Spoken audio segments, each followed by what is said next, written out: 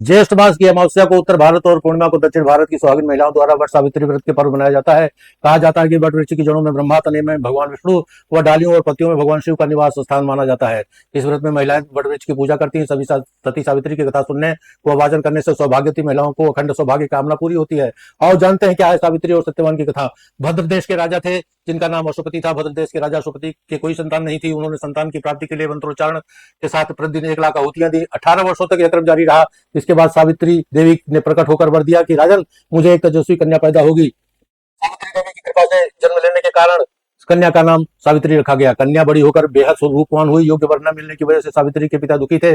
उन्होंने कन्या को स्वयं वर तलाशने के लिए भेजा। सावित्री तपोवन में भटकने लगी। वहां साल्व देश के राजा द्युमत्सेन रहते थे, क्योंकि उनका राज्य किसी ने छीन लिया था और उनके पुत्र सत्यवान को देखकर सावित्री ने पति के रूप में उनका वर्ण कर लिया। ऋषिराज नारद को जब यह बात पता चली तो वह राजा अशोपत के पास पहुंचे और कहा कि हे राजन, यह क्या कर रहे हैं आप। सत्यवान गुणवान, धर्मात्मा और बलवान भी है, पर इसकी आयु बहुत छोटी है, यह अल्पायु है। 1 वर्ष के बाद इसकी मृत्यु हो जाएगी। ऋषिराज नारद की बात सुनकर राजा अशोपति घोर चिंता में डूब गए। सावित्री ने उसका कारण पूछा तो राजा ने कहा, पुत्री, तुमने जिस राजकुमार को अपने वर्ण के रूप में चुना है अल्पायु है, तुम्हें किसी और को अपना जीवन साथी चुनना चाहिए। पर सावित्री ने कहा, पिताजी, यार कन्याएं अपने पति का एक बार ही वर्ण करती है। राजा एक बार ही आज्ञा देता है, पंडित एक बार ही प्रतिज्ञा करते हैं और कन्यादान भी एक बार ही किया जाता है। सावित्री हट करने लगी और बोली, मैं सत्यवान से ही विवाह करूंगी। राजा अशोपति ने सावित्री के विवाह सत्यवान से कर दिया। सावित्री अपने ससुराल पहुंचते ही सास ससुर की सेवा करने लगी। समय बीतता चला गया। नारद मुनि ने सावित्री को पहले ही सत्यवान की मृत्यु के दिन के बारे में बता दिया था। वह दिन जैसे जैसे करीब आने लगा, सावित्री अधीर होने लगी। उन्होंने 3 दिन पहले ही उपवास शुरू कर दिया था। नारद मुनि द्वारा कथित निश्चित तिथि पर पितरों का पूजन किया। हर दिन की तरह सत्यवान उस दिन भी लकड़ी काटने जंगल चले गए। साथ में सावित्री भी गई। जंगल में पहुंचकर सत्यवान लकड़ी काटने के लिए एक पेड़ पर चढ़ गए। तभी उनके सिर में तेज दर्द होने लगा। दर्द से व्याकुल सत्यवान पेड़ के नीचे उतर गए। सावित्री अपना भविष्य समझ गई। सत्यवान के सिर को गोद में रखकर सावित्री सत्यवान का सिर सहलाने लगी। तभी वहां यमराज आते दिखे। यमराज अपने साथ सत्यवान को ले जाने लगे। सावित्री उनके पीछे पीछे चल पड़ी।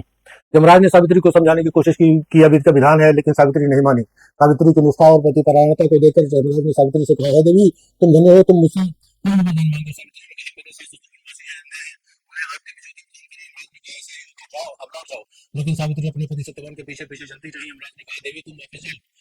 सावित्री ने कहा, भगवान, मुझे अपने पतिदेव के पीछे पीछे चलने में कोई परेशानी नहीं है। पति के पीछे चलना मेरा कर्तव्य है। सुनकर उन्होंने फिर से उसकी एक और बार मांगने को कहा। सावित्री बोली, हमारे ससुर का राज छिन गया है, उन्हें पूरा वापस दिला दो। यमराज ने सावित्री को यह वरदान भी दे दिया और कहा, अब तुम लौट जाओ। लेकिन सावित्री पीछे पीछे चलती रही। यमराज ने सावित्री को तीसरा वरदान मांगने को कहा। इस पर सावित्री ने संतान और सौभाग्य का वरदान मांगा है। यमराज ने इसका वरदान भी सावित्री को दे दिया। सावित्री ने यमराज से कहा कि प्रभु, एक पतिव्रता पत्नी हूँ और आपने मुझे पुत्रवती होने का आशीर्वाद दिया है। यह सुनकर यमराज को सत्यवान के प्राण छोड़ने पड़े। यमराज अंतर ध्यान हो गए और सावित्री उसी वट वृक्ष के पास आ गई जहां उनके पति का मृत शरीर पड़ा था।